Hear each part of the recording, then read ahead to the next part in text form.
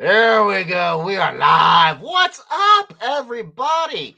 Welcome to Christmas on Crestline. That is right. We are live today with the Allison family from fame of Great Christmas Light Fight. Let's go. I see some people already in the chat, including the Allison family. So let's get to some hot topics real quick and do some housekeeping right quick. We have a quick announcement to make that I believe it's going to be Monday's episode. But here, definitely within the 2 weeks, but it's looking like we're going to do it this coming Monday. We are going to have a different Daniel. Daniel from Luxedo will be on the show for a live interview. And the Luxedo Corporation, go to luxedo.com, and they have the projector you can put in your yard. It scans your house. It does everything for you. It's phenomenal. It's like a giant cheat code for projection mapping. It was a big hot topic during the projection mapping classes of at the Christmas Expo. Probably be on the show this coming Monday. Stay tuned for announcements on that. If you want a hoe hat, boom, there's a hoe hat. This is our first live of the month of November. That's right. Halloween was yesterday. It's time. Full-fledged Christmas. Let's go. So we are going to give away a hat today to one of our Patreon viewers. But enough of that housekeeping. Enough of that nonsense. Without further ado, ladies and gentlemen, the Allison Family Spectacular. What's up, guys? Hey. Hi, happy to be here. Heck yeah, how y'all doing today? Doing well. Very well. Very cool. Let's catch up on the comments real quick. Do a quick roll call. Whiskey Coolers, a million lights. Can't wait to see how they did it. Oh, yeah. We're going to get all our secrets today. Yes, we are. Chad saying, I love being able to be here. Watch two of my favorite channels come out of Wichita, Kansas. I'm in Wichita. Chad, who in the heck else are you watching from Wichita? Braden, don't call me Mr. Halloween. Stuart, I'm happy I can tune in driving to our house in Bella. What? Very cool. Braden is doing he's doing about 20,000 lights this year, I believe. And see, we got Greg saying, go Chiefs. I'll take it, Greg. I'll take it. Eddie's K's RC is here. What's up, buddy? What's up, Ed? Kirk's here from Clear Christmas Cables. He's a fellow Floridian. SB Mowing, yes. You know, I've never ran into that guy. For those that don't know what SB Mowing is, he goes around most people's yards for free. Kind of neat. I've never actually seen him, though. So, Allison family. So, for the folks who live underneath a rock and don't know who you are, can you tell us who you are and maybe even a fun fact about you? Do you want me to go first? Okay. Well, we love everything Christmas. We're located just outside of Tallahassee, Florida, so right in the northern part of the state, outside the capital city there. We're like 10 miles south of the actual Georgia border. So in a sense, we're like southern Georgia in a sense, just based on very similar weather and everything. But yeah, we're about 10 miles outside the town there. So it's nice being on a separate power grid than in town. It's a lot cheaper. But being in the sticks too helps with more freedom and more land to decorate. Woo! You can never have too many lights, right? So that's where we are. We make sure to decorate our entire street. We decorate our own property, and I think 3 or so of the other neighbors' properties as well. And then we have a second venue right up the street. It's a tree farm. It is literally half a mile up the road from us to our north. It's perfect, right? And that's our second venue. And we're actually just starting that now. So we're busy people. But my name is Daniel. I'm the actual creator and dreamer of everything that you see in the light show. I'm 33 years old, soon to be 34. We've been doing this for 17 years and counting now. So I was a senior in high school when we first kicked this thing off, which is hard to believe that it's been going on for that long. But yeah, I dream it up. My dad and mom here, we are the team that make it happen. We do everything. We don't hire out. We don't have a formal business of any sort. It is just us doing Christmas because we love it. And so that's what we do. Nice. Now, Mom and Dad, let's hear who you are. All right. My name is Gloria, and I'm a retired school teacher. I do part-time work. And fun fact, I have only one allergy, and that is to Christmas lights when I handle them, if I don't use gloves, I have a reaction. So I Oh have wow, to, really? yeah. So my only allergy at all. That's it. Wow. Yeah. I've never heard of someone actually being allergic to Christmas. This is I this Right? is new know. information for Right? me. Right. I love it, but yeah, just I Wow. nobody Okay, else. Dad. Yeah, my name's Kevin Allison, and I do all the electrical for all the properties. I do all the carpentry for all the framings to support all the lights. I do all the computer control panel boxes and hook them up with computer wiring to have everything synchronized. And we're just enjoying working at the Havana Christmas Tree Farm, a fifth property. We are installing 18 mega trees.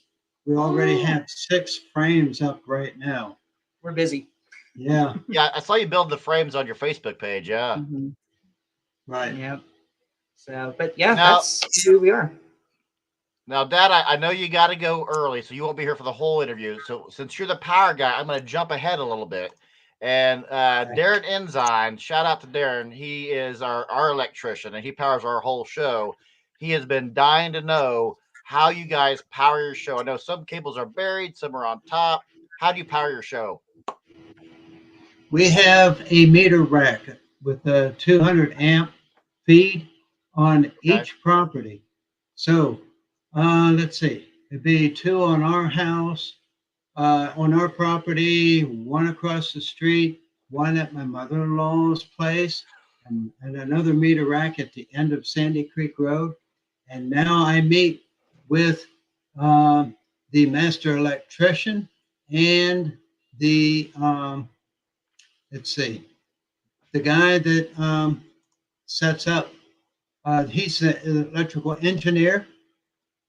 We meet with him on Monday to determine where to place that meter rack at the Havana Christmas Tree Farm. Once we do that, I'll just go. I'll just put everything in place, and then the power company will come in and connect it, and then it's off to connecting all 18 mega trees and all 24 computerized candy canes, about Wow. 11 feet tall. So we Wow. have a lot planned, and Oh, I a bet. little bit of time to do it because Thanksgiving is around the corner. Oh yes, yeah. Yeah. It's go time. It's 100% go time. Mhm. So yeah, we for our show we have 100 amps that power our show, but you have 200 amps per property that Yep. power the show. So do those meter boxes do they receive power all year long, or are they down during the off season? We shut them down after New Year's Day, so Okay. we keep them off until we're getting close to powering them up. All it takes is a phone call, and they do it with their computer system. It was pretty neat how they do that. Very nice. Catch up on some comments here. We got a bunch more people tuning in. Hello from Texas is Carrie Pool Roy, CPR. Yeah, Devin tuning in saying, "Hey, what's up? Hey, what's up, Devin?" Slackers are your you're not patriarchy. Slackers are your colleagues. They will be on the upcoming Great Christmas Light Fight season. Hey, from the Slackers, we're on our way to Branson to see Christmas lights. Very cool. Catching up on the ZHO. Heads up, you're not live on Facebook. So we are live, but not on my Facebook. We are live on the Allison Family Spectacular Facebook page. So you can check us out there. We made it. Slackers are going to watch tonight. Very cool. Darren Ensign. There's the guy that we just asked the question for. So, Darren, we just asked your power question, and they have 200 amps per property in meter boxes. Sylvia tuning in. Hi from Tallahassee. Monty tuning in says hello all. Very cool. Okay, so your show has started 17 years ago. Oh, let me get that down real quick. How has the show evolved from Daniel? You're still in high school. You have a show, and now what's been the biggest challenge over the 17 years? Yeah. So, I mean, it has changed in a big way. Let me go ahead and share some slides here that I have here. So we'll get to the videos in just a minute, but let me show you guys where we started from. So can you guys see my screen? Just want to make sure everything's Nope, good. cannot see the screen. No, I had it up cannot for see a it. minute and it's gonna take it down Okay. now. Give me a second here. Sharing screen is Sure. really fun. Okay, let's do it again. So we started out with just over 40,000 lights our first year, 17 years ago. And it was just a basic static, show, nothing that we have now. Here's some shots of what we look like our very first year. And it was the regular incandescent lights. It was all static, and it was just our own property. We had no mega trees, no arches, no of the, I guess more fancier programming techniques that we have now, right? But we started back in 2008. That was the official start of the show. Like I said, 40,000 lights. Christmas 2012, we started with the programming side. People were really, pushing us to go in that, direction. And so we finally, did it then. We started out with a few Lightorama controllers. Then I think we started out 5 or so. And then we've been rolling out one new song every year, or at least trying to. So we've really added up our song list over the years. Then came 2019. We completely overhauled from incandescent to LED. And that was a big leap of faith because we had to special order everything, right? And make sure that everything works, right? So we kept our old lights just in case things didn't work, right? But it turned out amazing. And so that was our big kind of revamping of the look. Everything was, bolder, brighter, less power, which was great. That definitely saved us a bunch of money there. It's more money up front, right? But it's so worth it. So that's what we did there. 2020. And then since then, we have really just exponentially grown. 2021, we reached a 250,000 synchronized lights on the street. 2022, we reached 500,000. We doubled in 1 year, and it was a big double, right? It wasn't like 20 to 40,000. It was 250 to 500,000, doubled. We added more properties, and I think that's when Grandma's is right here in the left middle. Hers is with the snow, and we'll talk about that in a bit later. Yeah. But that's when her property started.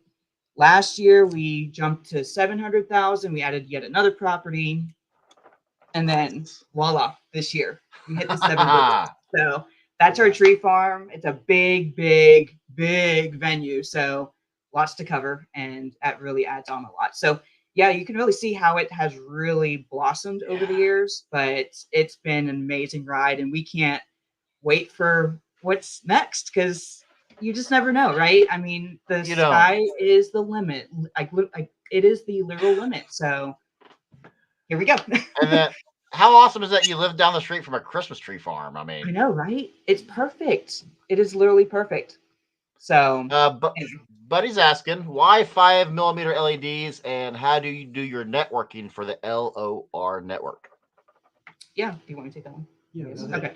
Yeah, so we went with the 5 millimeters. We don't have a sample here, but they're on the tree here. But they're short, stubby bulbs, right? And so they were. When we were doing a bunch of research before, and that's one thing that we definitely recommend everybody do. Whenever you want to start something new, definitely research every little bit of it just to make sure that you know all the ins and outs of what you are looking at, what it takes to make it happen. That way there's no big surprises, and then you figure out, oh my gosh, I can't make this work. This is not really a complete feasible thing. Right. So when we were looking into what bulb type we wanted to make sure that we got the same thing across the board, make sure that everything was consistent. And that way we actually stuck with it. Right. Once we went with it, we wanted to make sure that we kept with that. So those were recommended for decorating trees and bushes because they're short, stubby bulbs, and they don't tend to hook on any branches or any leaves or anything of that sort as much. Right. And then secondly, they're one of the brighter bulb types too. There's like I think a small prism inside that shoots light out 360 degrees. And so we're like, small, easy to install, easy to take off, right? Yeah. Right. 360. Yes. Yes. So that was why we went with those. That's a fair question. And one thing I like about 5 millimeter bulbs, and some folks know this, some folks don't. You can actually use if you ever get in a pinch, they have the same networking as the Globe series. So if you got a G30 bulb and a 5 millimeter bulb, they're interchangeable. If you ever need a quick fix, I guess I should say. So you went to. We're gonna get to the rest of your questions here in a minute because we have a lot of great questions coming in. But we got to ask. You jumped to 1 million lights. What inspired you to get to that benchmark number? Was there a light bulb moment, or was it a collective Allison family I mean, in goal? yeah, I mean, it's already, I mean, since I was the one who really dreamed up the whole thing to begin with, that has already always been a big milestone of mine to have us reach that very critical number, right? That 1 million mark. That has really been the dream to finally reach that number, right? So that's really where that came from. But yeah, it's amazing that we're finally there. But it actually ended up working out that we had thought about asking to decorate the farm up the road from us. We got to know the family this past year, and lo and behold, they actually ended up asking us to decorate the farm. Right? This was last December when we were up at their gift shop. We were just, talking back and forth, getting to know them, and they said, "Hey, thoughts on lights decorating for us?" And we're like, "Heck yes," because that was in our minds too, but we had never really had the chance to ask, and we were kind of just waiting to see what would happen there. But the fact that they asked us, I mean, we're on the same page there, and that's really where that started. And so it was full force planning, mapping everything out, seeing what they wanted, just, and then we special order everything in the spring, and there you go. Now we're putting them Fair up. enough. So look, Mom, I'll ask you this question. You're allergic to handling, to physically touching the Christmas lights, and now you have 1 million to go through with multiple properties. So aside from having to take Benadryl every night or whatever your solution is, what is the most challenging aspect between managing multiple properties? I think just the time management, just keeping up with just the household chores, and yet making sure that I'm available to help, because I'm the helper. I mean, I don't have one assigned job, but I will help. Like tonight, we'll be at the farm stringing out lights, getting them on the tree, and at that point, that's a 2-person job. My husband's at the top of the tree. Daniel and I help hoist the lights up. So I think it's just the basic household chores like laundry and cooking and having a meal ready so that when we come from the farm, we can grab something quickly and head back up. And so that would be the main thing, I think. It sounds like you and I have the same problem. I complain all the time about how real life gets in the way of our hobby. Yeah, there you go. Yeah, that's right. So, Dad, since you supply the power to everything, do you have a favorite sequence or song that just kind of brings everything together for you? Do you have a favorite prop or favorite sequence or favorite song, or what's your favorite part about the show once it's completed? One of the favorite songs that I like what we play and what we display is "Carol of the Bells." Beautiful song. And the dancing sequence to that is just absolutely fabulous. Now, do you program that as well, or Daniel, do you do all the programming? That's me. Yeah. Yep. I do all that work. So as I shared on the light pipe, we'll get to that too, but I definitely view myself as like the conductor of the orchestra of lights, and that was shown on our segment, right? So that's kind of how I view that, and so we can get into that more. But yeah, I do all the programming, and it's very tedious and time consuming, as we all know. Yeah. But it's so worth it. That final product, I mean, come on, you can't beat it. So let's catch up on some comments real quick, get these questions answered, and then we'll dive into the Great Christmas Light Fight, which is what everybody's wanting to talk about here. So see here, where do we leave off at? Yes, okay. What has been the most challenging aspect? Oh, I look at me. I've already asked that question. Good job, guys. See, Michael Simmons. Hi, Daniel and family. Michael's tuning in, saying hi, dude. Devin says, very cool to hear about power. That's the one thing I'm trying to figure out myself for the season. Darren Enzyme says, what type of distribution from the meter rack to circuit breaker box, feeder cables, or individual wire, then extension cords? This question's all for you, Dad. Yeah. If you have regular Christmas lights and you have them connected to the computer control panel box from Lightorama, you can only connect about 6 in series. But what's nice about LED lights, since LED lights only use 1/8 the power, or 12% the amount of power as regular lights, you can string as many as 45 together in a series. I mean, it's amazing. And the Right. LED lights are like triple in boldness and brightness. I mean, they really make a statement for only 1/8 the cost of electricity. In other words, for the 4 properties, if we still had our regular lights at 732,000 lights that we had last year, we'd be paying about $3,500, maybe close to $4,000 in power from Thanksgiving night to New Year's night, 6 to 10, okay? Wow. Every night, like 38 to 40 nights, okay? Mm-hmm. With LED lights, 1/8 the power at 12%, we're only paying $650 for all the properties. And yet it's 3 times brighter, and it really makes a statement. Yeah, that's one great. So you have commercial grade or professional grade lights? Commercial grade, I believe. Commercial Everything grade. that we order. Yes. Yeah. So you talked about stringing 45 light sets. The things you get at the big box stores, you're kind of regulated to sometimes, even though they're LEDs, under 25 strands. But commercial grade, that's one great thing that you guys did is you added commercial lights. So you can buy them one time and they'll last you for 10, 15 years instead of 1 or 2 years. So Right. smart Yeah, and decision. we have quite a few lights that we ordered in our first batch from 2019 that we are still using now, which shows that these really last. I mean, we've had to doctor them up, kind of work with what we've got. If like a partial set goes out or whatever, we haven't really dove into getting them actually fixed. We just kind of maybe twist together partially working sets to make a full working set, or we just make do with what we have right now. But they have stuck around very well. So quick question. So we're talking about fixing lights. When you fix lights, how do, if a random set of LEDs, doesn't matter commercial grade or what, a random set of LEDs goes half out, how do you guys fix those lights? I know how I fix them. I want to see how you fix them. Yeah, so if it goes half out, we Yeah. haven't really worked on fixing them yet. Okay. I did attend a few classes at some of the conventions that we go to, and there are some parts that we can buy to try to fix them. What we usually do is if it's a half working set, we usually take 2 half working sets and literally twist them together to have the non-working with the working set, side by side, Right. and then and it makes a full working set that way. If it's a Yeah.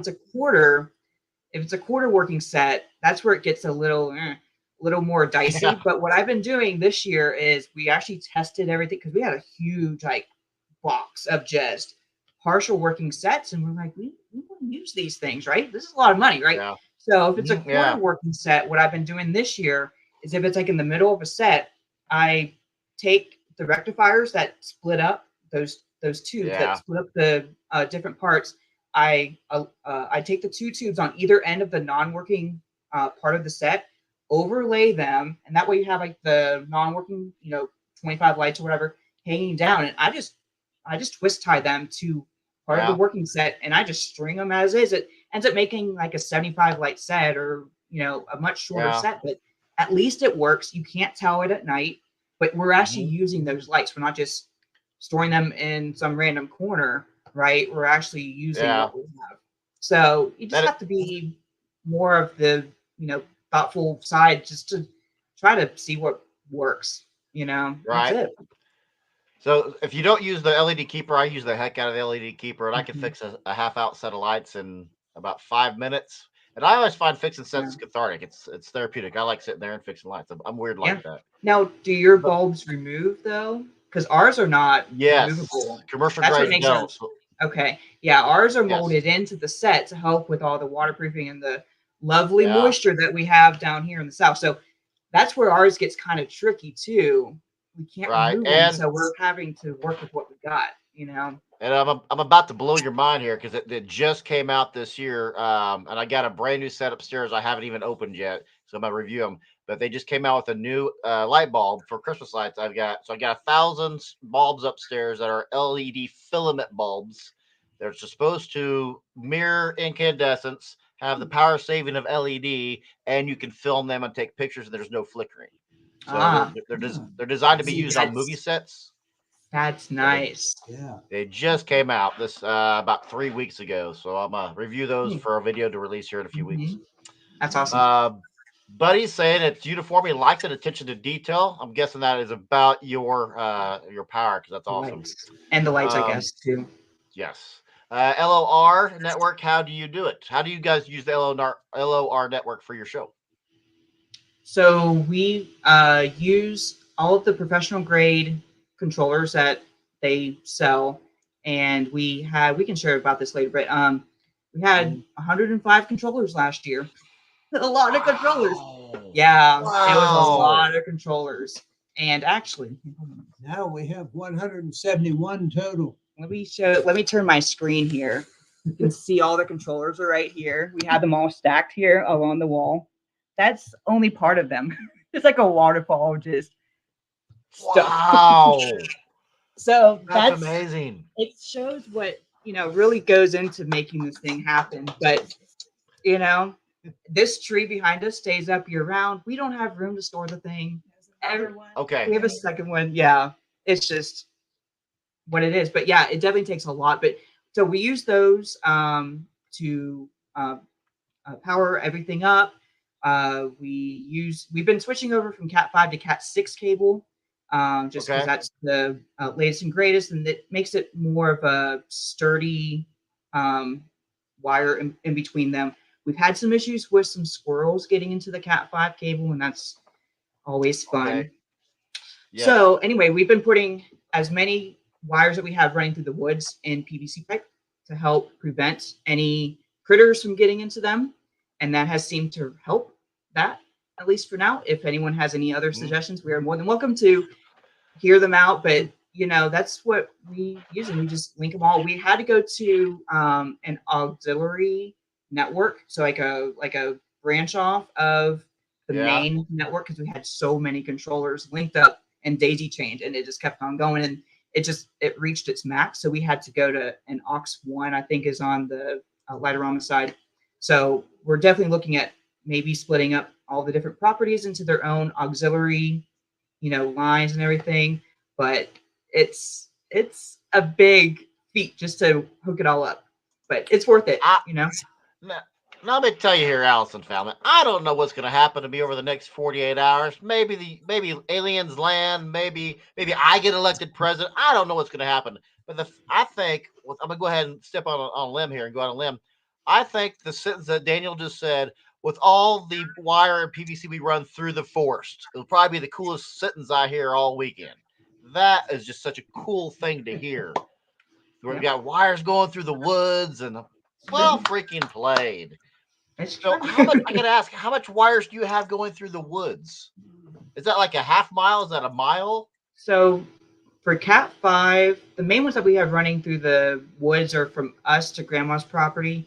Mhm. The others either run under uh, uh, culvert pipes, yeah, under the main road here. We wire them all throughout just to make it work. So it's not like miles or whatever, but it's enough that if a squirrel chews through, it's linked. So our whole link up is very confusing right now. We need to really think it through this year and try to Mhm. make it better. But what we've been doing is just with the additional properties, we've been kind of daisy chaining it off of our property, since that's what we started with right from the very Right. get-go. And so it goes from our property to grandma's, back to our property, to the neighbors, back to our property, and it ends, right? It's a whole mess.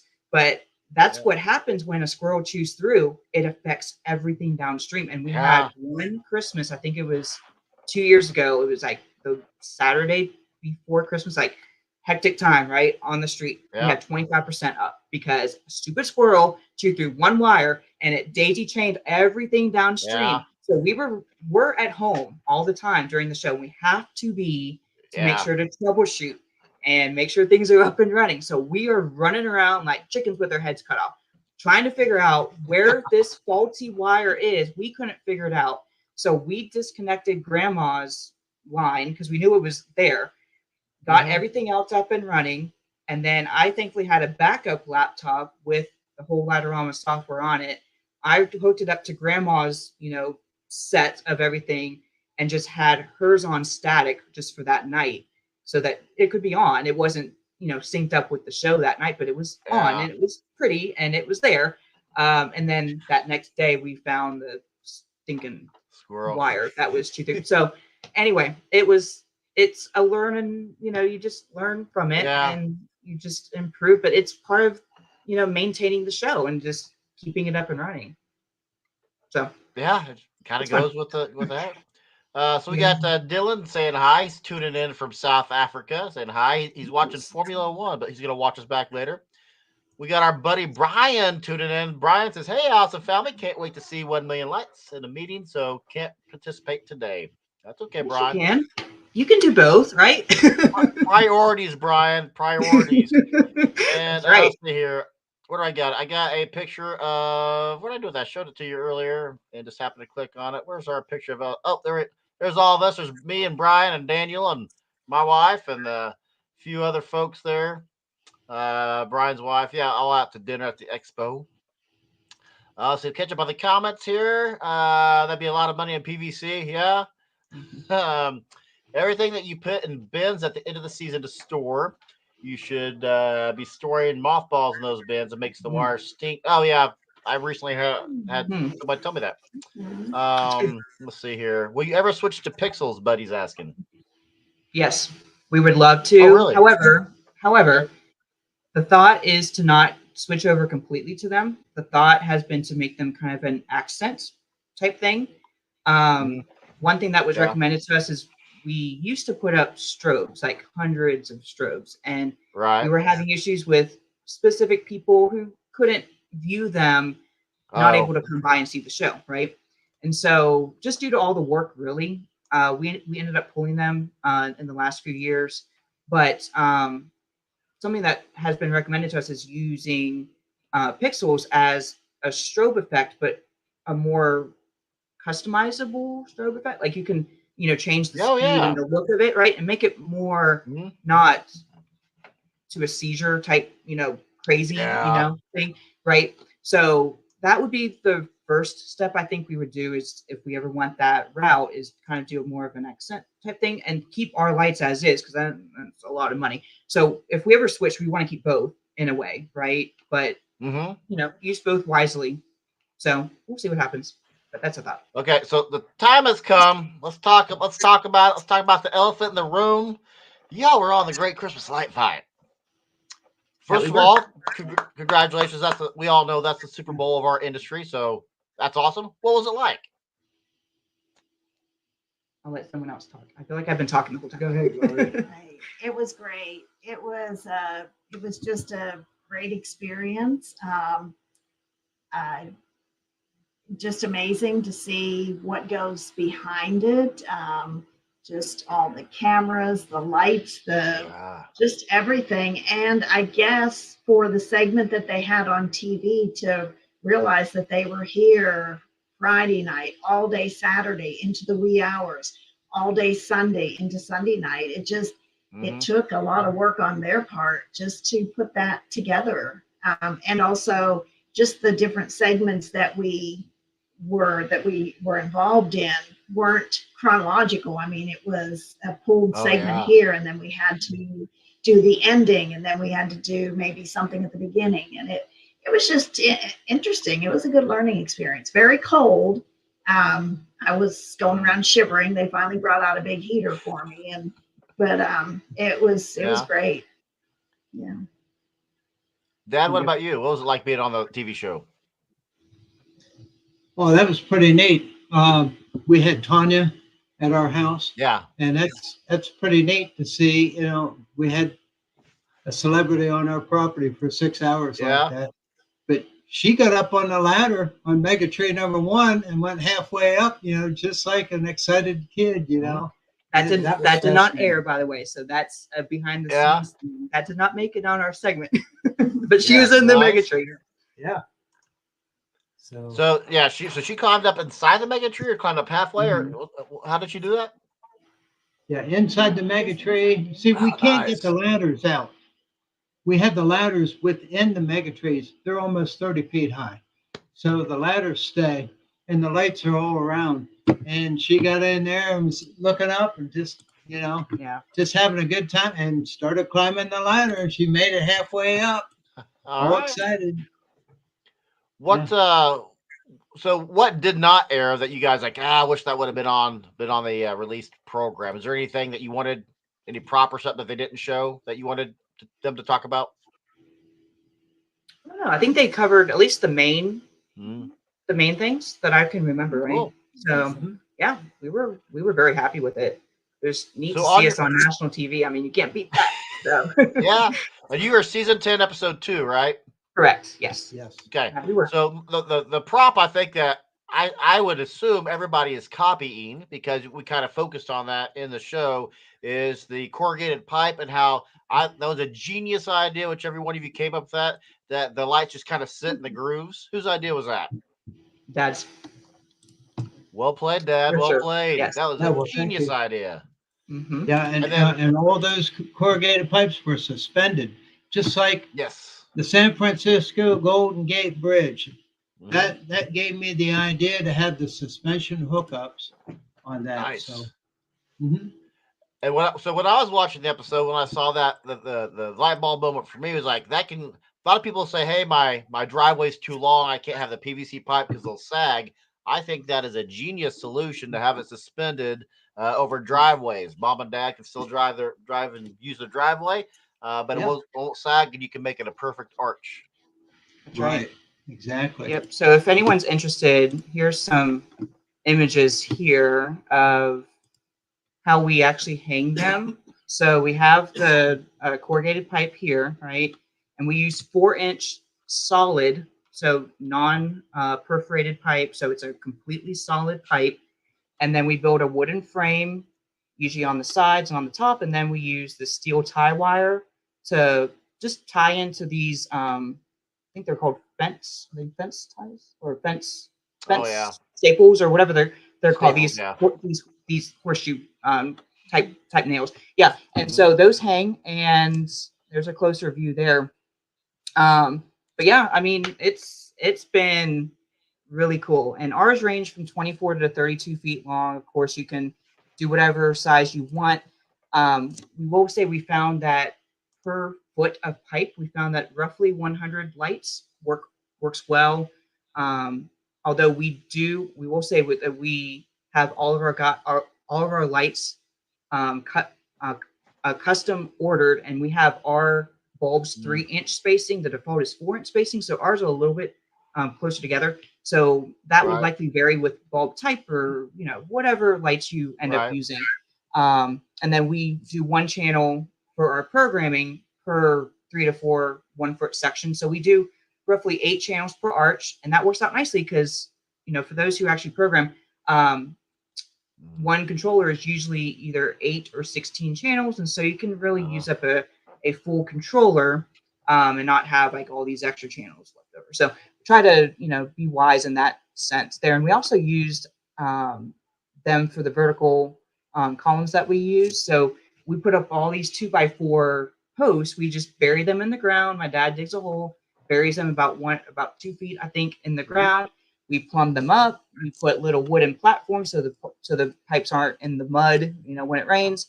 And then we slide over the corrugated pipe. We wrap them the same way, and then we just slide them over the 2x4s, and they stay in place. And that bottom right is the final look. And yeah, and then we're doing something very similar for our candy canes up at the tree farm. This is from another light show. This is not ours, but we use this as our kind of our baseline. And so doing the same thing as our vertical columns and the arches, we're wrapping pipes. And we actually did 4 different colors of lights on the non-white stripes. That way we can program some fun things, right? We can like mix and match different colors and have whatever we want. And then here's the finished, at least the wrapping product. It's 90,000 lights on all of our paintings. Let's go. No joke there, but we still have yet to hang them or to mount them. So we're still trying to figure out how the best way to do it. So we've been kind of brainstorming some ideas there, but we definitely want to put the main body over a 2x4 like we do with the vertical columns. And then how to get that hook to stay up. Is the answer rebar or conduit or something like that? Still to be determined. I don't know yet, but that's the next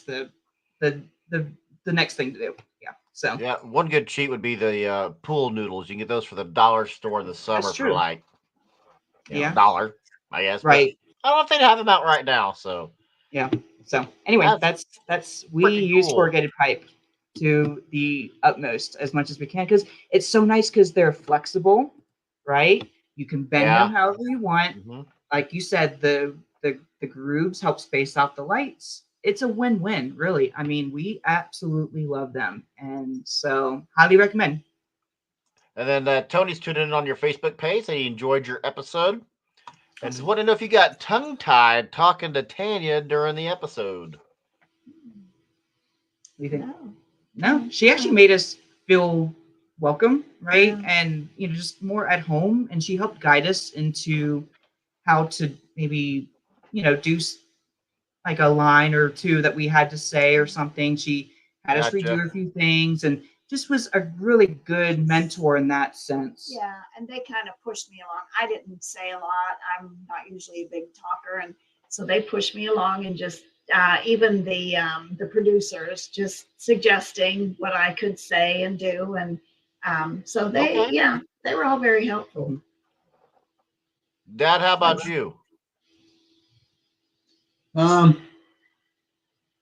I enjoyed everything that they did and all the ideas that they have as far as what we could say and they were fascinated by everything that we showed, to them, how we created it step by step from the first step to the final product. I mean, it was amazing.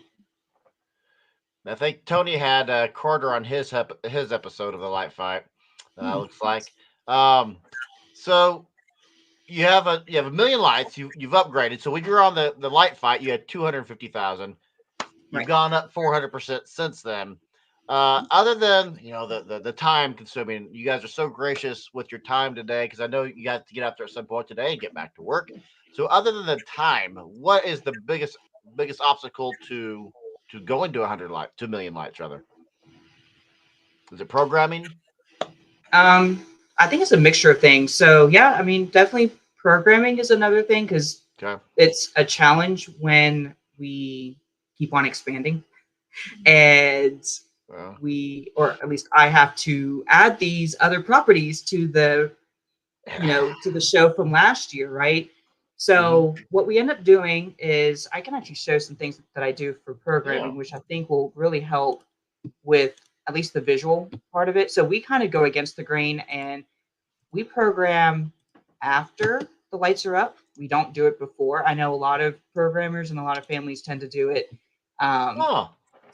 before they put up their lights. But in terms of our mapping, especially with the new venue like this one, it's kind of a guinea pig year of where things are placed. And we don't really know until we get up there and actually do the final resting spot for some of these things. And so that's really going to drive how the programming is done, right?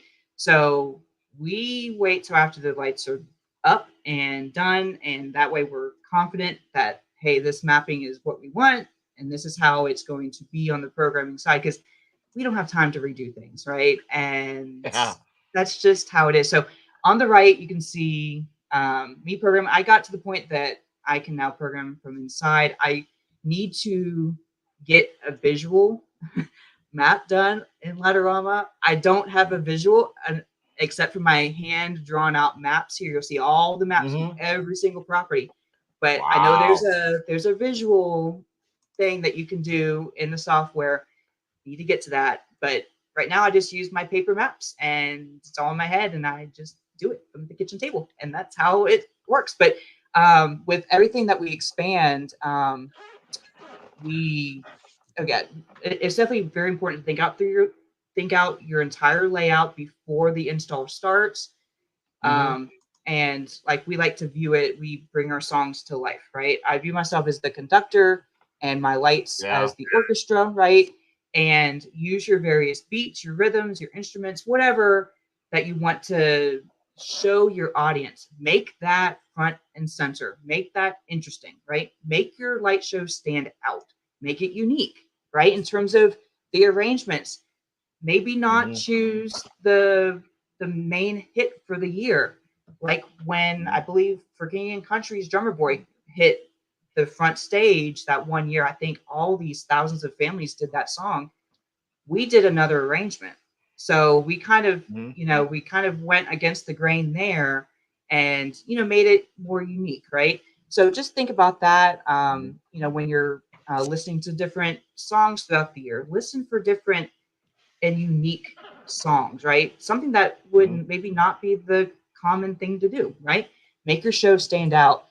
And then we also have, in our show, we have different breaks in between the songs that, help with the flow of the show. It's not just a back to back to back to back to back of songs. It's actually like a Mhm. storyline. And it's kind of it's an experience, is how we like to view it, right?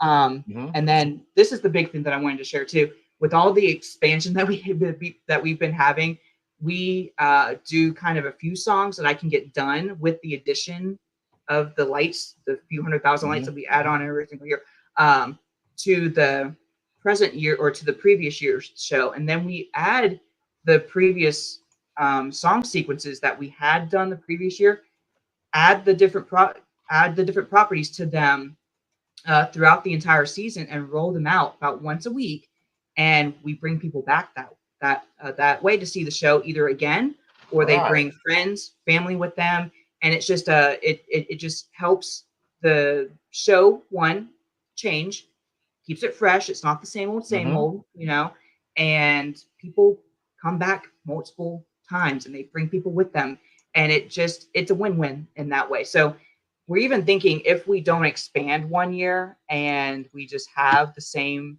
show from say the year before, Yeah. purposefully hold back certain sequences, right?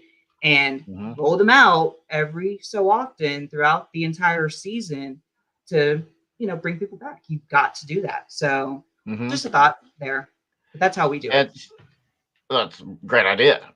Speaking of Mhm. songs, Wednesday was Mariah Carey's "All I Want for Christmas" 30th anniversary, which Wow. is my wife's best favorite song of all time. She hates Hmm. that song. I've ruined that song for her forever. And speaking of my wife, she has three questions for you. Has being on the light fight brought more viewers? Have you had any issues with too much traffic? And what was your favorite part about being on the show? So let's talk about traffic and viewers real quick. Have you had an increase in traffic and viewers? I would say so. I don't really Yeah. know if it was directly pertained to the show. I'm sure that helped a lot. I mean, we were Mhm. already very well known, at least locally. And then we aired, right? And that just kind of made an official, like, put us on the map, an official, hey, Right. you're on the national stage, right? Yeah. But I'm sure we did see a traffic bump from it. Um, but it's really hard to tell. We need to get like a car counter, because we're out there trying to Oh yeah. do a guesstimate on how many people come by. There's no way to know, because it comes and goes. Mhm. It's all in waves and everything. So, but I'm sure it did get bumped up for sure.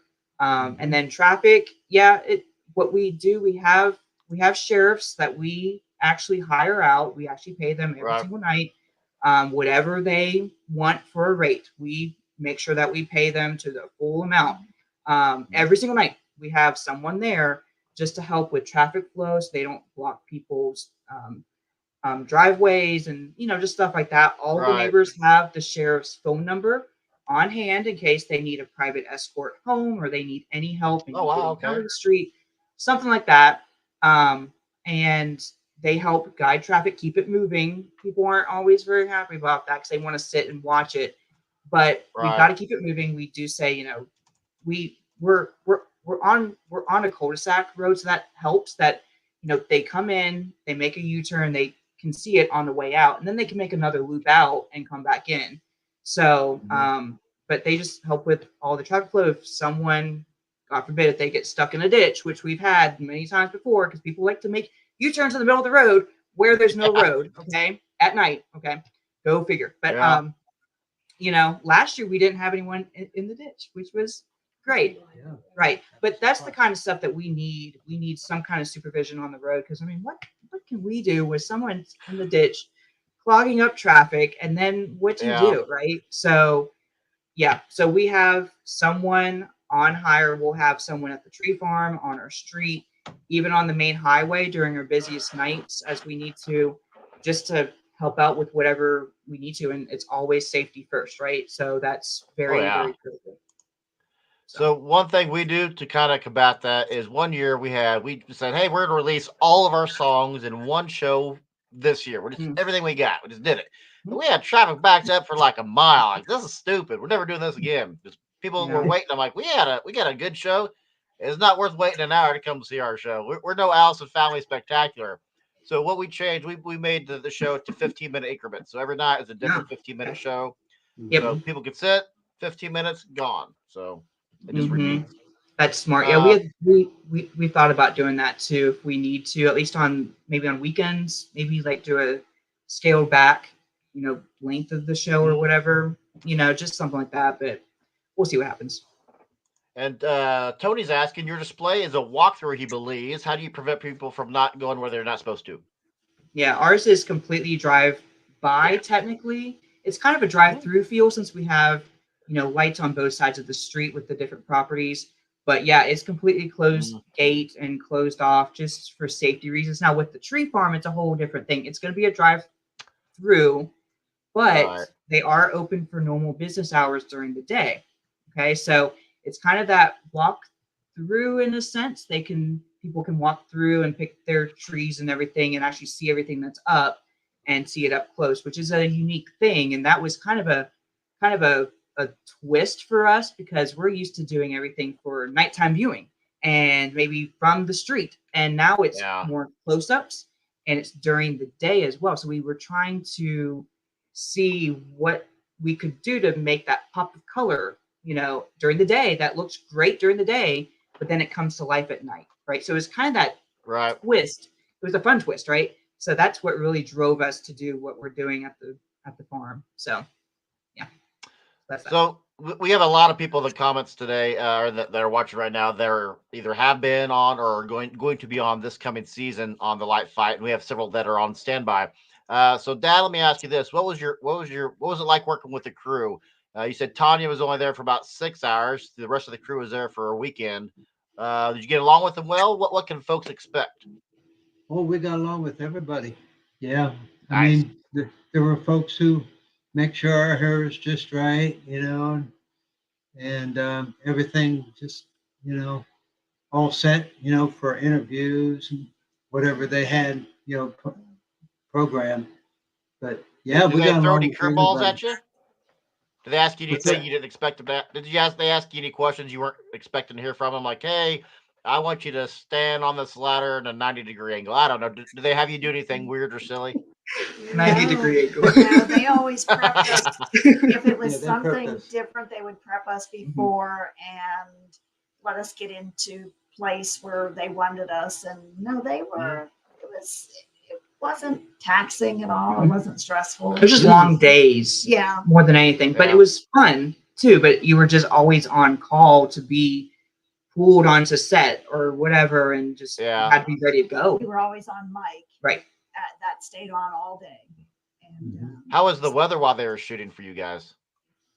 clear and cold. It was colder than normal, Clear and cold. cold as in And- like 30s And we at weren't the time of filming, which and is cold for down we here. weren't permitted to wear jackets. Mhm. I'm not quite sure what the reason was. I'm thinking it was to behind not hide our outfit because we were Oh, all that's themed. Right.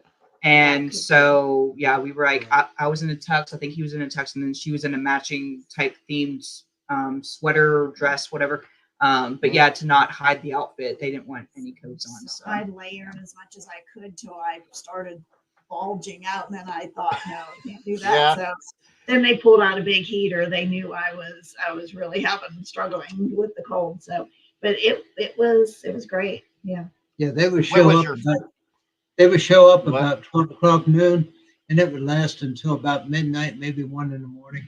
or even Okay. later, you know. But that's what it takes to do a 20-minute segment on Yeah. their show. It's amazing. And what month did they film you guys in? Was It November? was Veterans Day weekend, and actually, thankfully, it was a weekend. It was a Saturday, Sunday, so they came to. I think our producer showed up Friday to just take a look at everything, and then I think Okay. Tanya was here Saturday night, and then we did like a backup film day on Sunday just to wrap things up. But it actually worked out with all of our work schedules, and so it was really All right. nice. But it was, like we said, it was cold, but you know, Yeah. it worked out. No, so You all are in Florida. Is it normally 30 degrees there on Veterans Weekend? no, No.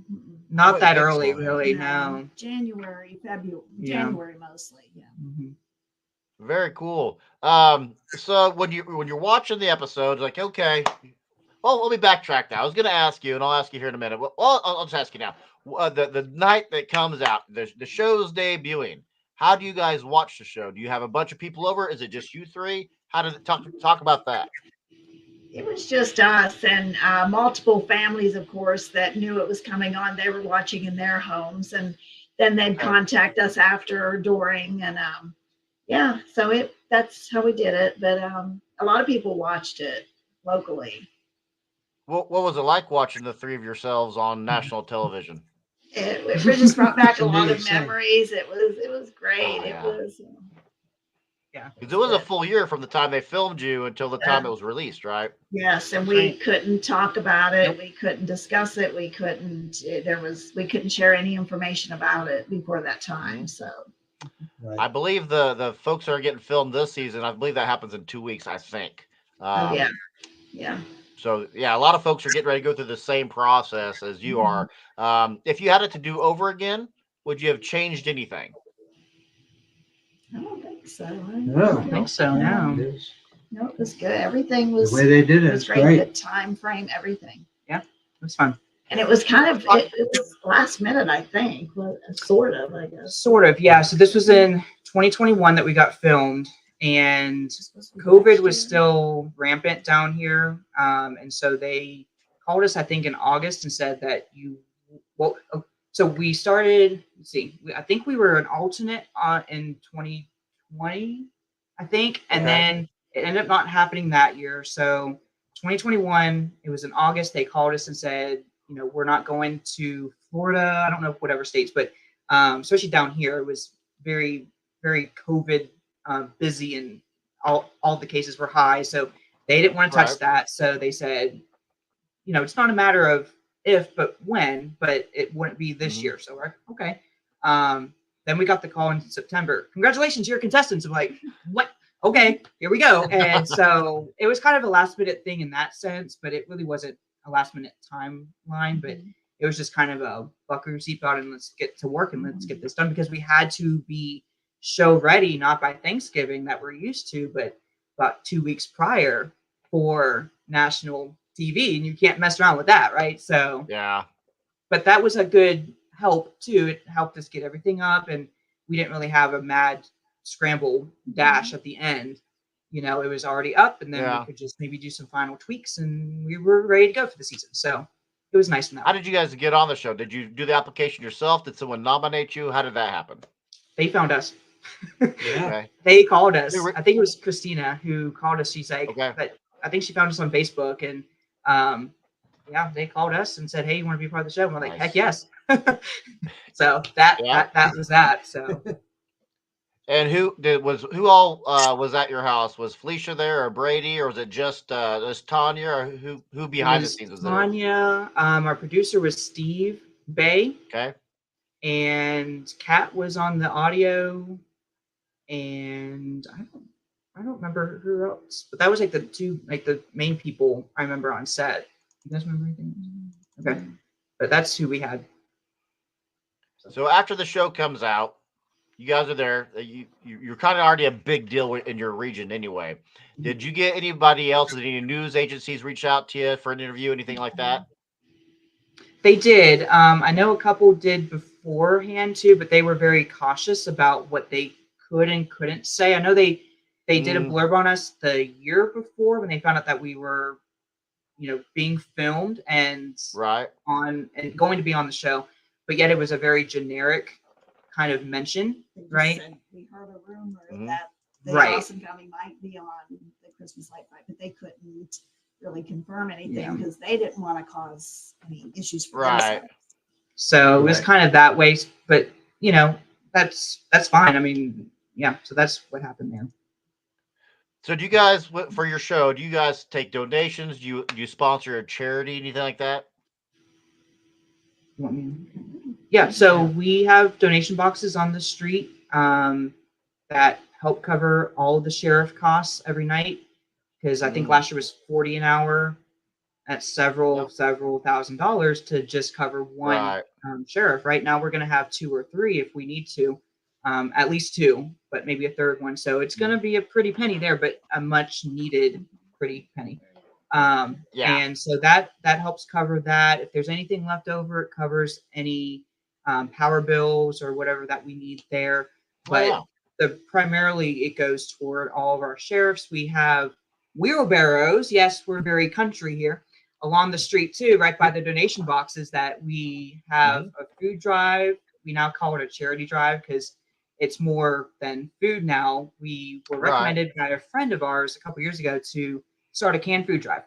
And we're like, that's Yeah. a really good idea with just the whole COVID time going on and just people in general being in need, right, for stuff.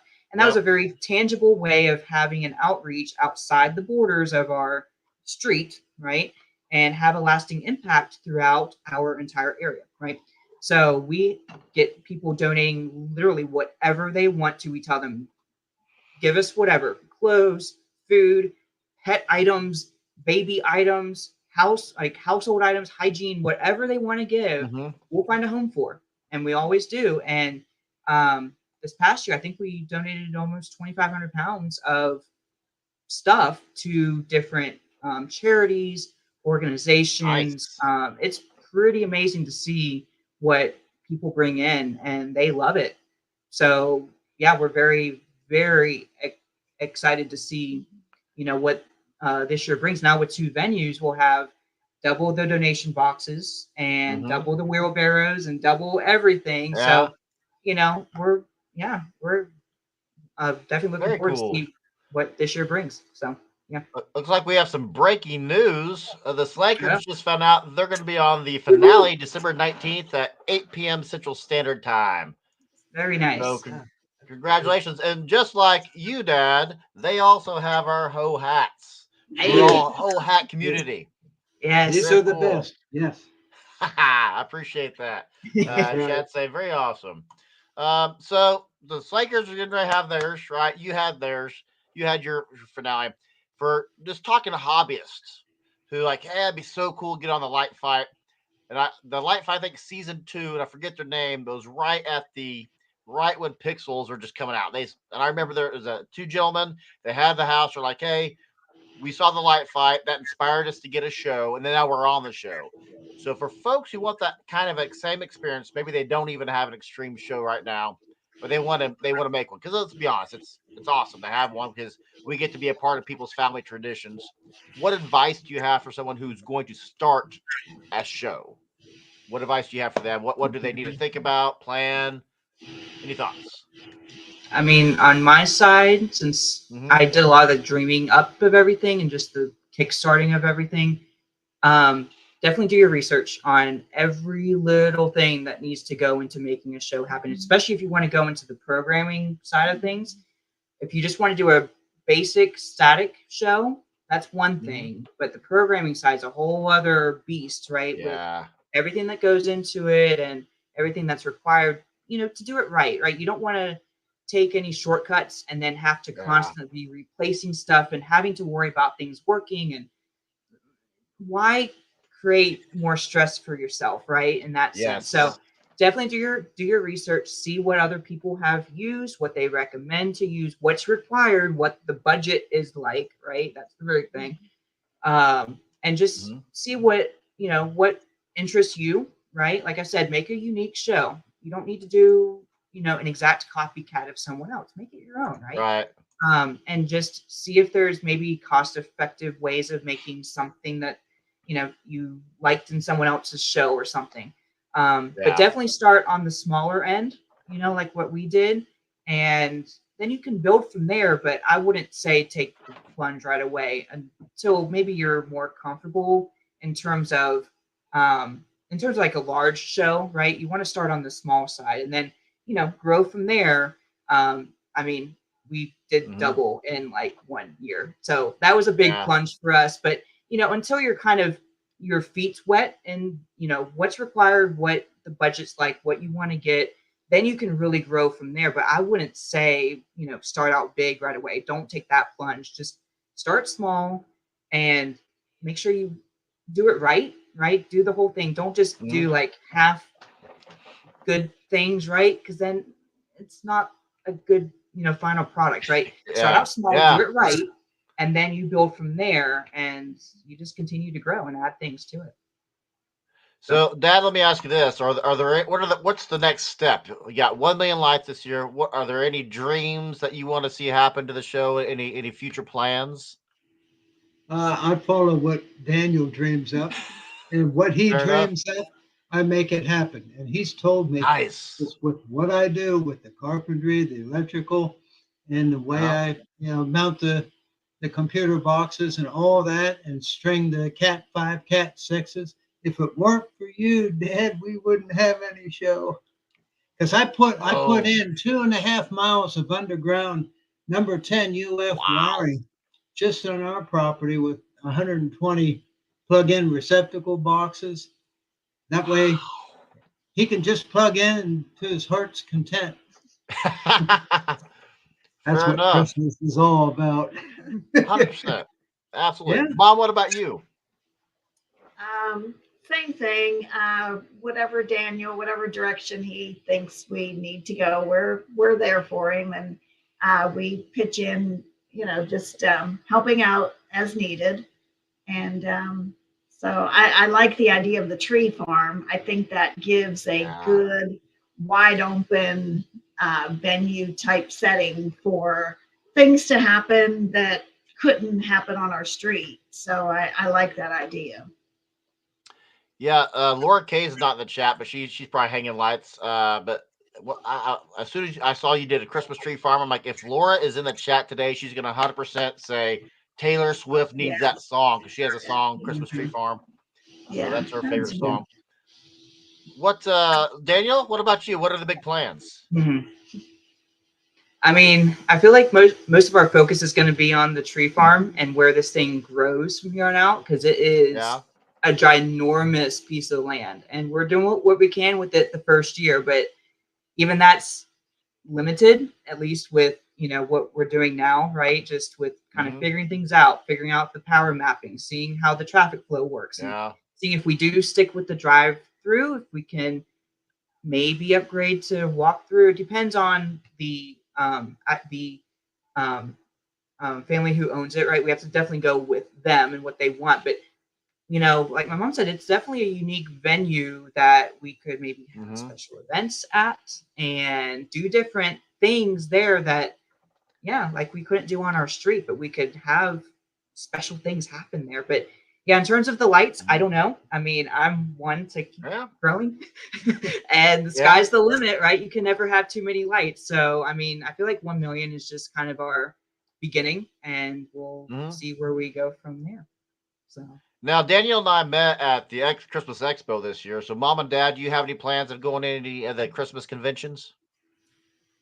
In time, yes, we've In talked time? about that. So yeah, I guess we were looking at it last, was it during the summer, I Yeah. think, and Mhm. just looking at different workshops that might suit or fit us, I guess, that we would be interested in. So Daniel keeps talking to us, so I would imagine very soon we'll end up there. And yes, It's fun. I yeah. love that after you go to the classes, everybody just kind of goes to the lobby and hangs out Uh, and just that's so nice. Yeah. Yes, hangs we out. actually Yeah, it's awesome. we, we went along with him and didn't attend classes because down in where was it? Orlando. Orlando, Orlando. Yeah, 'cause for that was the his first time to teach, and they Mhm. allowed us to come in and sit and watch, and it was great. And yes, just seeing everybody as one big family, Oh, yeah, that was great. Yeah. Yeah.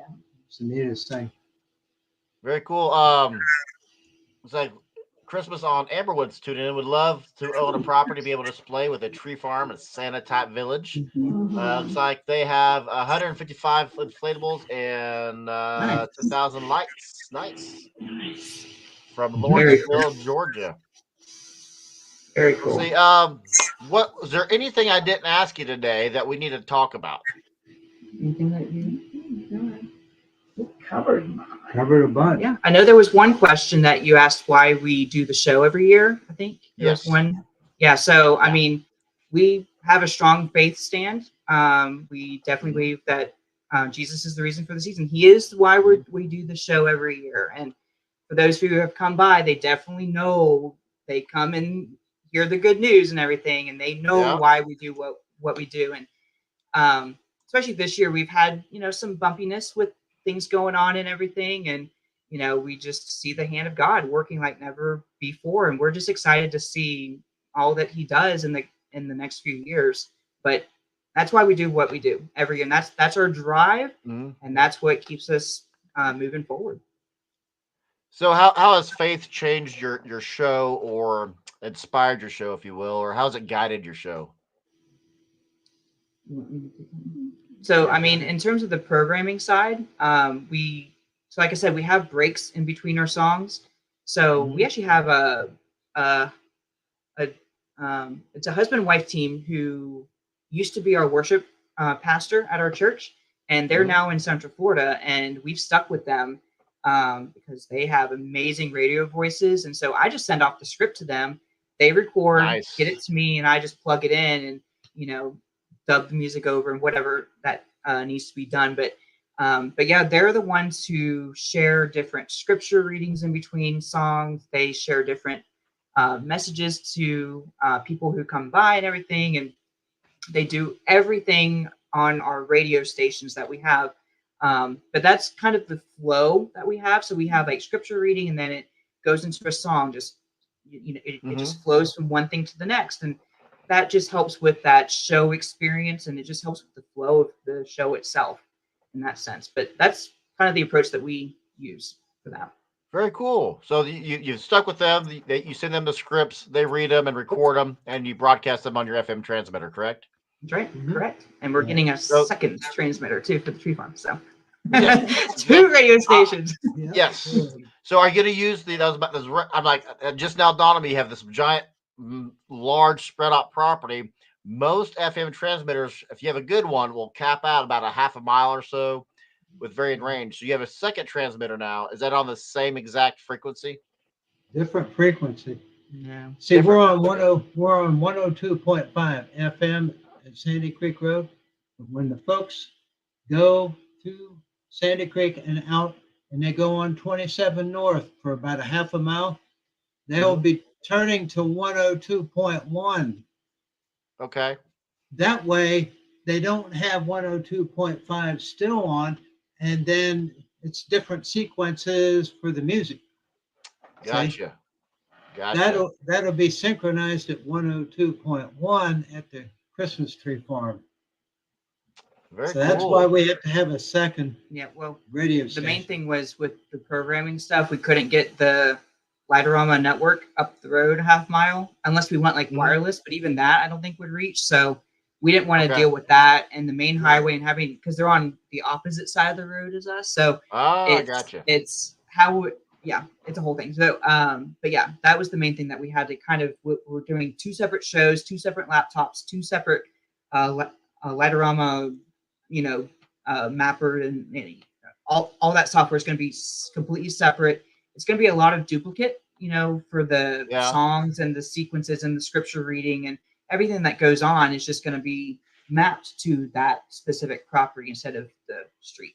So Very cool. it'll be fun. We're real quick. We're gonna pivot here real quick, and I'm going to, while I'm thinking about it, and before I forget, because I will forget if I don't do it, I'm going to share my screen, and we're gonna give a hat away real quick. We're gonna give away our Ho hats to our Patreon folks. You can join us on Patreon.com/Christmas on Crestline, and let's see who's gonna win. Ho hat, ho 3, ho ho ho. It is gonna be none other than Scott Dries. Scott Nice. Dries. Scott has not won in about a year, so congratulations, Scotty boy. You guys talk about being country folk. Scott is a farmer right. in Garden City, Kansas. Very So cool. he's also country folk. Dad had to leave. He had to go work on stuff, by the way. But yeah, so. Fair enough. I think we're about done we're good. here. Okay. What have I not asked you that we need to go through? Is there anything else? We can talk about Grandma's Snow if everyone wants to see that. We haven't talked Yes, about let's the talk snow. about that. Yes. More DIY stuff. So Absolutely. Let's go. Grandma's property. So my grandparents moved down from Pennsylvania a couple years ago, and they are, you know, used to winter, you know, with snow and everything. And so I was like, we can make them feel right at home. So we used a bunch of net lights to recreate snow. We use cool white net lights, and what we end up doing is using the regular 4x6. Can you guys see my screen? No. Cannot. No. Okay, hold on. Let me reshare that. Lisa Park Adam is saying the Allison Christmas Spectacular is the best. Love Grandma Snow. Yes, it's definitely a hit for sure. Yeah. Okay, let's try this again. I'll just do entire screen. Oh, Okay. there it is. All right. There we go. Okay. Well, so there we go. Here's Grandma. She is 96, almost 97, and doing great. And she actually just had surgery the last week. I mean, 100%. You know, she's doing well. She made it through that. She has been through everything, but yeah, she helps prep all the lights for us and get all the lights unboxed, unpackaged, and ready to go for us. That way we can keep on going with the actual light install process, and you know, we can actually focus on that while she preps everything for us. So, but yeah, her properties with the snow here, we have over 200,000 net lights that cover her yard that resemble snow. So we use the 4x6 net lights squares, and we actually twist tied together 4 of those sets. So we make a 24-foot by 16-foot, I think if I did my math right, square that is one channel, right? And so we have hundreds of channels for her whole yard. And so we use fence ties. You can see my mom is holding those black things. Those are fence ties that, you know, push into the ground and they help the light stay in place. And then in the right hand is lots of twist ties that we twist tie every set together. And then we have the finished product here, and it is massive. And we use ropes here to help align everything. The first year that we did it, I eyeballed it, and that was a pain in the butt. And so we use ropes now, and the finished product, I mean, you can't beat it. We have drone footage. We have a friend named Carl Fuque, and he lives in town, and he brings his drone out, and he films for us every year free of charge. And he wears like his VR goggles, and like he has like the whole 9 yards, and he loves to fly over Grandma's property. And I mean, when it gets programmed, there's nothing like it. I mean, there's just nothing like it. But that's her snowfall from last year. Like I said, 200,000 lights there. If you want the whole video with audio, I know we were kind of having some sound. The song wasn't coming through, but I have it on mute right now. But check out our YouTube, Facebook. We have Instagram. We have Twitter. Everything shows the final product here. But yeah, this is just Grandma's snow. It's just, there's just nothing like it. It's just clean. pristine. It Mm-hmm. resembles snow in that sense, right? And Right. it's just really, really cool. So Yes. That was just my wanted favorite to, part of your episode was the snow. Is it yeah. Well, it kind of looks like a I always thought that would be a neat thing to do just in general for like a dance floor or something. But to me that looks like a exactly. disco dance floor. That's freaking Yep, awesome. exactly. Yep. Yeah, we have been definitely told us that. And yeah, so here we're flying through the neighbor's property, all these mega trees. This is what we're actually building now at the tree farm. We're doing a exact, copycat here of what they have on the street, but at the tree farm. So yeah, these are 14-foot and 21-foot mega trees, and they're all made from wood too, because we had to make Right. everything above ground to not have anything buried on their property. They have special requested that. So we're doing the same thing at the tree farm, Mm. but like my dad says, it's like building a house with all the Yeah. wood there. There's our property in Yeah. the distance, and then but yeah, you can just see the street, and like it's a lot of cars that come by and people love Right. it. And it's just really, really neat. And then we even had one, I think I have one other thing I did want to show too. I have all these slides. This is from my Christmas Expo talk in July, but did have this guy from Tampa come up and randomly do this just flyover drone video and this promo video really for us that Oh, really cool. shows the layout. That's Grandma's Snow, right? And so, like I Wow. showed Look with, how clean those lines are. My right, goodness. it was perfect. I was like, that is amazing. The ropes actually came Yes. through. But yeah, it's, if you remember, the maps and everything, that's kind of the aerial view that we see here. And it was really neat to see my maps Wow. that I had drawn out over the years actually shown from a drone, right? And you can see all the traffic. This is from our busiest night. This is from December. So our busiest night's usually December 23rd. It's usually 2 nights Okay. before Christmas. Yeah. And it seems to be that way because I guess Christmas Eve services and Christmas Day, just with everything going on, people like to get out before that. And that I guess makes sense that it's the 23rd.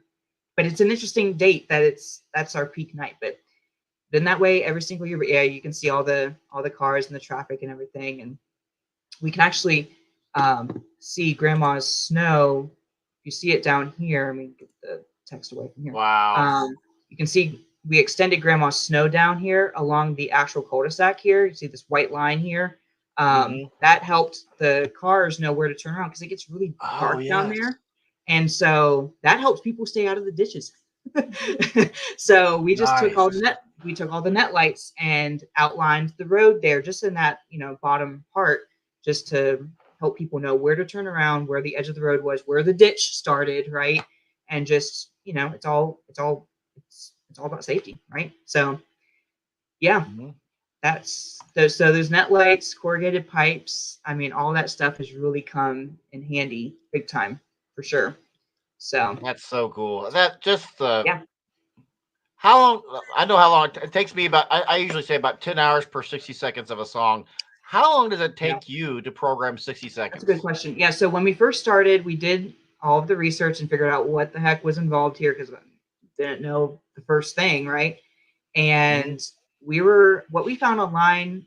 I don't know if other people have found this too, but on average, we found that it takes 8 hours per minute of a song. Okay. That makes, I guess that sounds right. I guess it more depends Yeah. on how expansive your light show is too. The Mm-hmm. more lights, the more channels, the more involved the programming, you know, layout and everything that's involved would be. But I think when I first started, yeah, it was about that because I was still trying to learn the ropes. I didn't Right. really watch any YouTube videos. I didn't really reach out to people. I just played around with stuff. What I used to do is I pulled a chair out in the middle of the yard, cranked everything up, programmed like 10 seconds of the song, played it, watched it, hated it. If I did, Yeah. redid it, replayed it. And that was like, till 2 in the morning, 3 in the morning, maybe some nights. Cause, Nice. just had to kind of, I'm one to actually see it. Right. and not Yeah. really rely on the visualization on the screen. So I Okay. like to really see it firsthand, because sometimes the visualization is close, but it's not exactly what it might look like too. Right. So I'm always, wanting to see how the actual thing looks, right? So, but now I can program it from inside because I have all my maps and everything. I know what goes where, what I want to do what, and everything. But yeah, I mean, I do maybe 15 hours for a song or so. Wow. So Oh, I've okay. been definitely lower than the 8 hour average, because with a 3 minute song, that's a good Hmm. day worth, right? Yes. So yeah. But one thing that we have also tried too, and I think people have appreciated this too, is depending on the certain segment that we want to feature, we don't Hmm. necessarily do the whole song. We might do like the last Oh, half of okay. it, or just a portion of the song that, seamlessly fits into, whatever's being read, whether it be scripture or a welcome message, Hmm. or, something. And then we just like kind of do like the climax of the song to the end, right? And that way people don't feel like they're missing out too much. They see a good chunk of it, and then they can get to the next song, Okay. right? And they're not, like they're not doing one loop through and just seeing one thing, right? So Right. that's also another thing that we've found that works best. So you're the first person to ever come up with those two ideas that I've heard out loud. Is one, you hang it and then you program it, and that's a brilliant idea because you're right. It gives you a real world sense of what's going on. And then yeah, 10 seconds at a time, but just doing half of it where you do the climax and to the end of the song. That's an amazing Yeah. idea. But you're right. I People mean, get the some sensation that they saw the whole thing. exactly. Right. And some songs we do the whole thing, right? But we try to limit each song to maybe 2 to 3 minutes. If it's a four to Okay. five minute song, we definitely try to crop it down to three, maybe 3.5 minutes. But again, for the reason that we don't want people just to see one thing. They want to see as much as they can when they're here. Right. They make the trip out, because we have people traveling from hours away to just come Yeah. see it, which really means a lot to us. But it's we just want to make it worth their trip, right? So. Yeah, Terry's tuning in. He went to dinner with us. Terry, we were showing your picture earlier when we went to all out to dinner. MD Walton saying, enjoy the technical background and history. You're quite informative. Awesome. And you are. I like Well, it. thank you. Yeah, I love Well, to teach different classes, and I'm just so yeah. glad that I've had that opportunity to, just share Mhm. everything. Because Are you teaching at Expo next year? that's the plan. If I guess Okay. I go through Lightorama to actually get scheduled, since I'm kind of with their umbrella for Oh, okay. all their different classes and whatnot. They put me under their stuff, so Ah, I that's got you. very special to be part of that too. Yes. So, but yeah, So so that's the plan. so for folks who are watching or what will watch later that don't know, Expo did something brand new this year, and they actually tell us where they're going to be at months earlier. So we don't have to wait till June to find out where they're going to be in July. They will be in Dallas Fort Worth in 2025. I've already booked my my hotel. I'm staying actually at the actual training hotel at the convention center. So we'll be there. Daniel's going to be there. So looking at doing that. Normally in the past years, it came real late. And a lot of folks will say, hey, we can't come. We've already got family vacation that month. They released it. So if you want to be there and listen to Daniel's entire PowerPoint, book now. Book now. Yes. Anything So, else, Bob, we need to talk about? you think? I think that's it. Yeah, I think that's everything. Great. Good. Anything other? Any other questions or anything that you guys are wondering about? No, you're an Okay. open book and a great resource. So what I wanted Good. to know was the power. I wanted to know how you anchored and the arches. You answer that. Arches, yeah. You had Mhm. open book. So what I want to do for folks who watch us back later, if you have a question for Daniel or myself, leave it in the YouTube comments or leave it in the Facebook comments on Daniel's side, and we'll answer them as best as we can. I'd love to have you guys back on again sometime. I know Yes. it's not going to be this season because you're busy hanging We're lights. busy, very busy, because like what we said, it's literally the three of us doing everything. We have one friend from church that helps hang all of our arches. That's a Yes, 1 day thing. Everything else is literally us doing it. Grandma helps prep. constant. We Yeah. put it all up. We program everything. We take it all down. one special thing that we do for the neighbors too, and what we tell them, at the tree farm too, they don't pay a cent. We pay for everything. We put it up. We take it down. We store it. They don't have to pay a penny. They don't have to lift a finger, right? It's not meant to be that way. And, we just love doing what we do. We make sure that everything is free for everybody to come check us out. There's no fee to come see the lights, and there never will be. It's just completely free. We love doing it. And yes, we also post daily updates. So follow us on all of our social media. We do literally daily updates on everything. We start in July decorating. This year we started July 8th, right? It was nuts. The Florida heat doesn't always mix well, right? So we use our mornings, evenings, if we can stand it, if we can breathe outside. And then, of course, we go up until the week of when we start. So that's several months to just get everything up. And then if anyone's wondering about takedown, that takes us until the end of March usually. And then we have 3 months off, if you want to call it off, when we're doing, just sorting and buying things and just getting things prepped for the next year. And then it's off to the races again that summer. So yeah, it's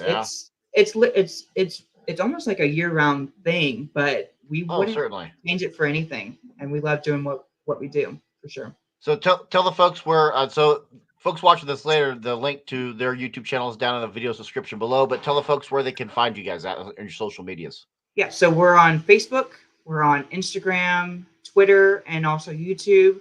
You can just search Allison Christmas Spectacular. I think that's our handle for Facebook, Instagram, and YouTube. And then Twitter, since they required a shorter handle, is Allison Christmas without the A in Christmas. So it's CHRISTMS. So it had like 15 characters long, and I was like, that's the easiest one that made sense. We got a lot of feedback from all of our local followers. Hey, what should our handle be? And we got some neat things to choose, but we went with a more basic one that made sense, I guess, with whatever character limit we had. So it's what it is. So very cool. So, but yeah, make sure to follow us. Thanks for coming on the show today. Also, I think Brian and I we're going to do some sort of I call it the Manning cast, kind of like the Manning brothers do for football. We're going to do that for the light fight this year. So if you want to be a part of that, I'll be reaching out to you. We can kind of watch that and articulate it together. But yeah, thanks for coming on the show. I appreciate having you guys on here. Anything else before we go? We're looking forward to the next time because we're gonna have a lot to share that we do at the tree farm. Like we're doing all the mega trees, we're doing candy canes out of those corrugated pipes, and we're also doing those giant light sets out of the 2-liter bottles. If anyone's seen those online, we behind us, all these boxes are like bottles and bottles that the public has donated to us. And like our room is packed here. Our garage is packed. Grandma's garage was hijacked by us. We have hers stashed with bottles. We have almost 2,000 bottles that were given to us, right, over the last few years. So the plan is to do about 2,000 bottles with those, porch lights that you can buy. So more to follow on that. We haven't built them yet. So we're kind of, but that's the next project after all the mega trees are done. Yes. And then we're also taking those big lit spears that people hang from trees, and we're going to float them on the lakes at the tree farm. We're going to have them be our floating ornaments. And so we're still trying to figure out how to make them float. I think we're going to get like a lifesaver, maybe ring or something that they can kind of sit on, but yet still reflects on the water. That's the goal. We don't want anything too big that it blocks, the surface reflection rate. So more to follow on that, but I think that's the new things up there. And it's what we did. We made sure that it was unique things up there that we didn't have on the street. Aside from the mega trees, we wanted the height there, but everything else is brand new. So we wanted to it to stand out, be something different, and excited to share all that once we get that done. So heck yeah. Well, hey, thanks for coming on the show. Hang tight for a second. Don't leave yet. While we let the folks at home go. Folks, what'd you think of the Allison Family Spectacular being on the show today? Round of applause, right? That's about it for me today. Tune in Monday for a live video. I believe we're going to have the folks from Lexido.com on. Well, they're going to display their $8,000 artificial intelligence projection mapping unit. That's about it for me today, guys. Allison family, hang tight 1 second. I'm Charlie. That's Daniel and the Allison family, and we'll see you in the next episode. Bye, guys.